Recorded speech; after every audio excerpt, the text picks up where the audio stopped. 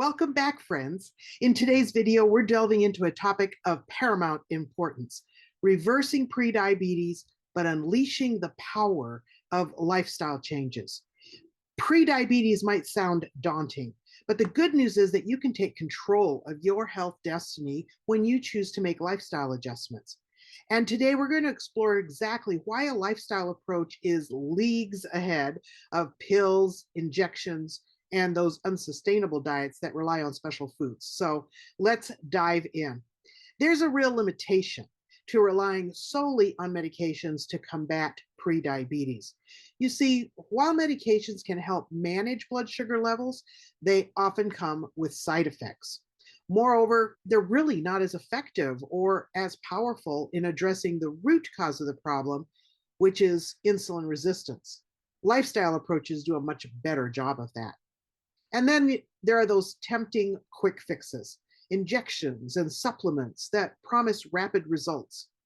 These approaches might yield temporary benefits, but they're like putting a band aid on the deeper issue. The moment you stop, the problem resurfaces.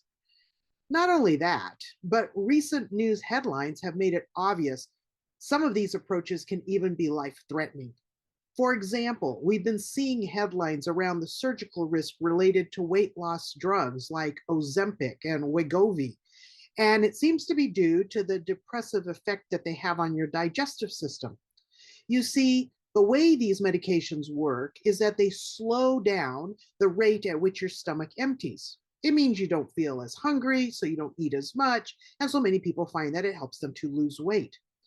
The problem is that these are based on hormones and they're actually mimicking hormones that your own body produces. So for many people, that seems like a natural approach to dealing with this.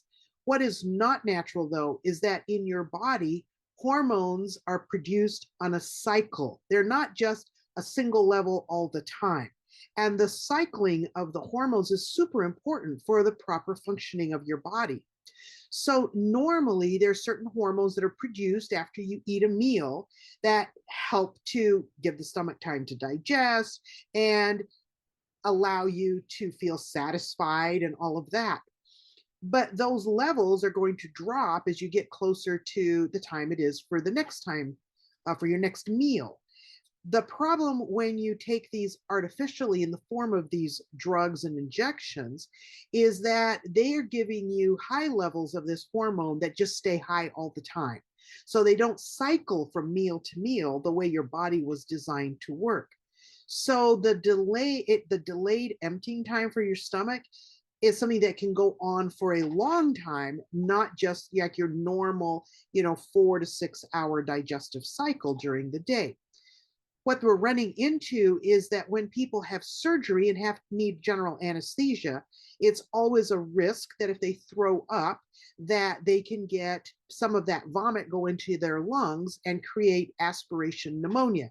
Aspiration pneumonia is very serious and it can be life-threatening. People die from that. So that's one of the reasons that you've probably heard that before you go into surgery, you're not supposed to drink or eat anything for 12 hours. Well, that's so that your stomach is empty and you really reduce the risk of throwing up and getting aspiration pneumonia.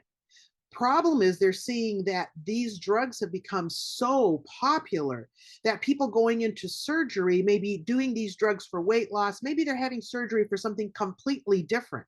And it doesn't even occur to them that there will be a connection between the medication they're taking for weight loss or diabetes and their surgery.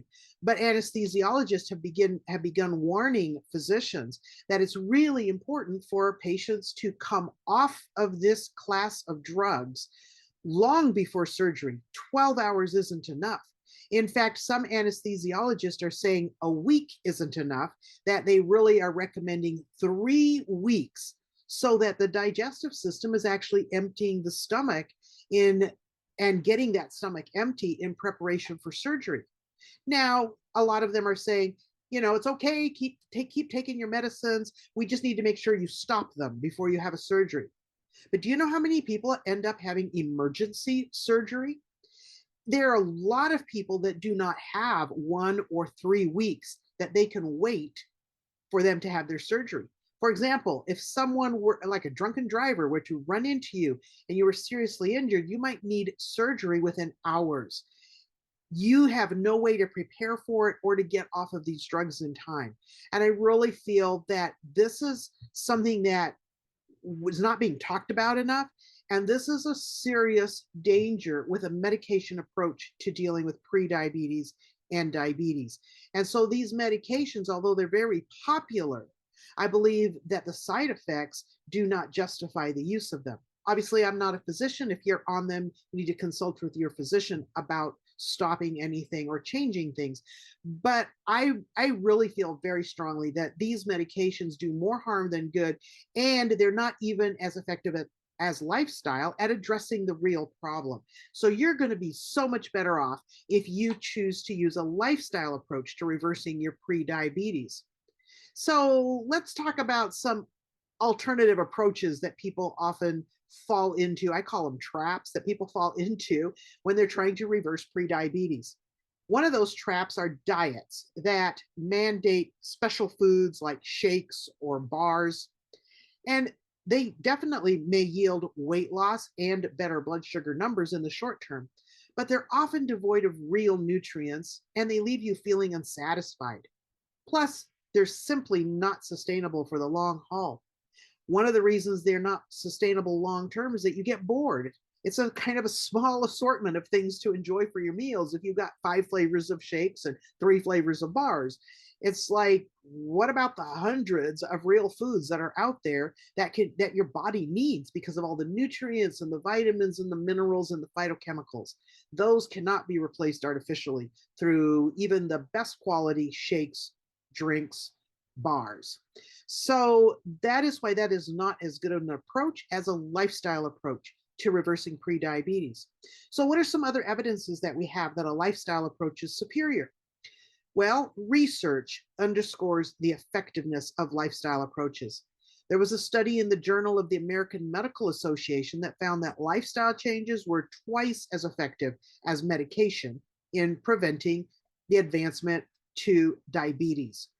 There have been many other studies. In 2017, for example, there was a study published from the Emory University School of Medicine in collaboration with Rollins School of Public Health. And in that study, they also found that long-term lifestyle modification was much better at preventing diabetes among high-risk individuals than were medications. You know, this lifestyle approach involves embracing sustainable changes that become a part of your daily routine. They become fairly automatic. Once they become automatic, you don't have to think about them. They don't take a lot of extra energy, and they don't even require willpower to carry out. And here's why a lifestyle change can be such a game changer. Number one is that it's a holistic approach to healing. You see, lifestyle changes target your core issues, which is insulin resistance. By adopting a combination of a healthy, nutrient dense diet, learning better ways to manage your stress, and implementing regular movement and exercise, you're actively improving your body's ability to process glucose. And you get long term results. Unlike fad diets or quick fixes, a lifestyle overhaul provides lasting results. You're not just managing prediabetes, you're potentially reversing it for good. And that's great news. One of the beauties of the lifestyle approach is that it's not about relying on a limited amount of special foods. Instead, it's about enjoying a well rounded, nourishing, tasty, colorful, texture variety diet that includes a great variety of whole foods. Yep, no shakes, no bars required, just real, satisfying meals made of real food. Lifestyle changes are practical and adaptable. You don't need to juggle injections or carry around specialized foods. You can enjoy regular meals, engage in activities you love, and make gradual adjustments that suit your preferences. So you get to decide how fast you want to see results. And let's not overlook the psychological aspect. Sustainable lifestyle changes promote a positive relationship with food and exercise rather than some kind of a negative, life quality destroying mindset towards these things. Because of that, you will enjoy a healthier mindset and it reduces your risk of falling into that yo yo dieting trap. So, in wrapping up today, the lifestyle approach empowers you to take ownership of your health. It's not about relying on external factors, it's about harnessing the power of your own choices to create meaningful and lasting change. So, thank you for joining me today. If you found this information enlightening or helpful, don't forget to hit that like button, subscribe to my channel, and share this video with those that are seeking a sustainable path to overcoming prediabetes. Remember, you have the power to transform your health, one lifestyle choice at a time. See you in the next video, number 5, where we are going to tackle the role of exercise and movement for pre-diabetes reversal. Don't miss it.